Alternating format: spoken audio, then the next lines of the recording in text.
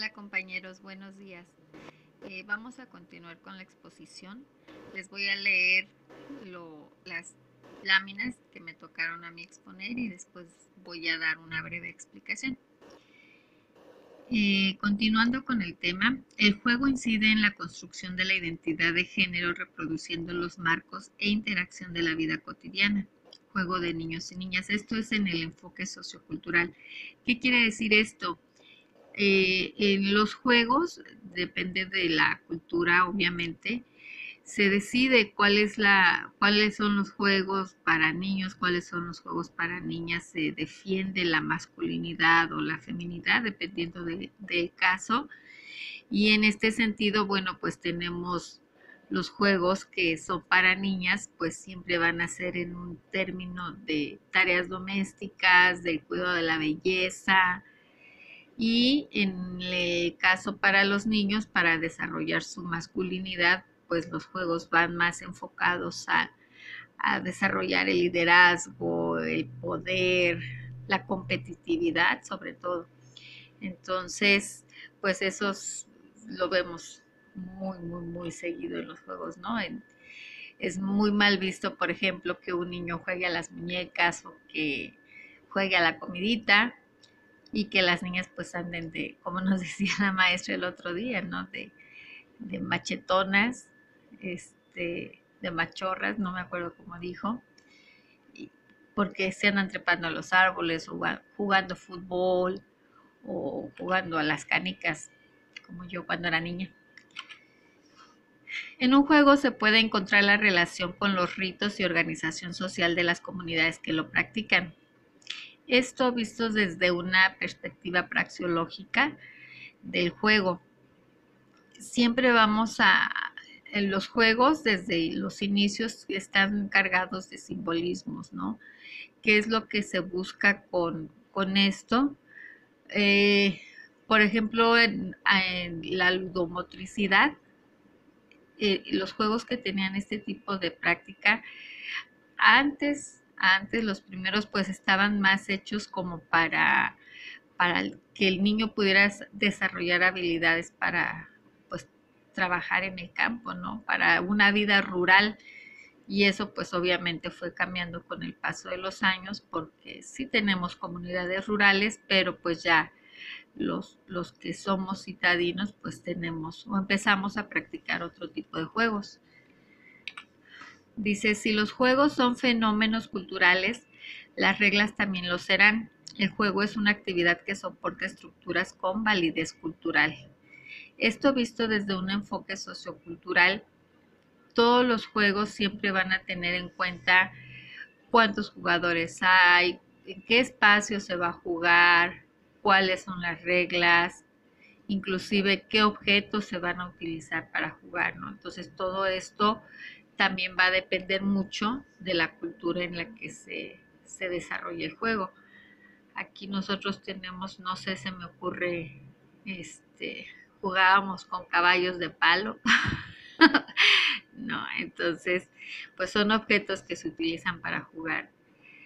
Yo me acuerdo que jugábamos así, pero pues realmente no conocí, yo por lo menos en lo personal no conocía a los caballos así como que nunca me subí en caballo hasta que tuve como más de 30.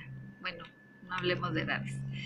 Eh, el juego tiene el riesgo de tener más valor arqueológico que educativo. El juego es anterior a la escuela como institución. Aquí pues sí estamos hablando de que efectivamente antes de ir a la escuela o antes de que se establecieran las instituciones educativas ya jugábamos. Y pues eso pues tiene, por eso es que se comentan algunos teóricos que tiene más validez el juego como algo arqueológico, ¿no?